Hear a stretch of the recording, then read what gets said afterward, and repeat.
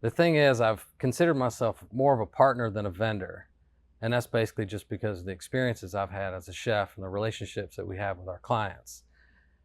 I'm Troy Gagliardo with Motown Spice, a chef, author, entrepreneur, and your local spice dealer.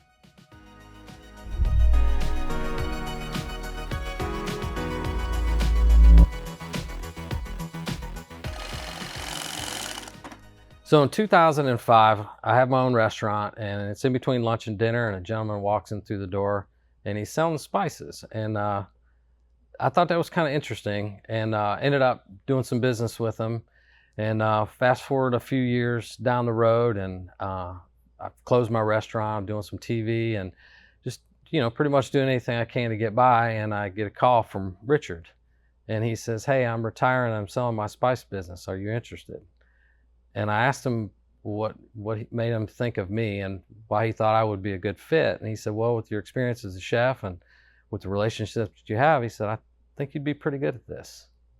So took a look at the business, looked at all the financials, and off we went. We took over the business in 2012, and quickly saw we could make some changes to kind of move it along down the road. And not that Richard was doing anything different, but we just knew that there was some potential and some opportunity to do some different things. We brought in some, started doing some breaders as opposed to spices. We're putting spices in breaders.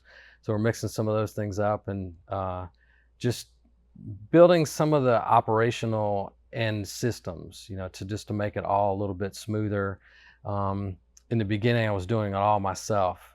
For the first 3 or 4 years, I was doing everything: the accounting, the marketing, the blending, the packing, the delivering, the sales, the whole thing. And that quickly escalated over the first 3 or 4 years to something that I couldn't handle on my own. And I hired my first employee. And funny story, the first month I had my first employee was the worst month ever in the history of the business. And I thought, man, I really messed this thing up. Fast forward a few more years, we've got a couple employees. And my wife helps us run the business. Actually, she runs it pretty much by herself. She does a lot of the order fulfillment and accounting. We have some production guys.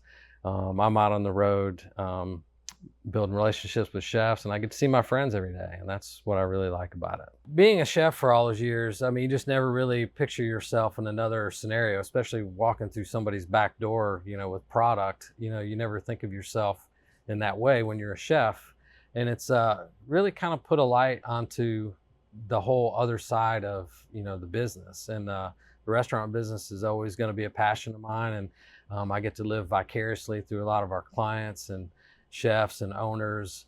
And it really keeps me excited about the business because obviously, I love food. I love to create food. And this is a way that, I can still kind of be involved in the restaurant business, but not work the long hours that all these guys do.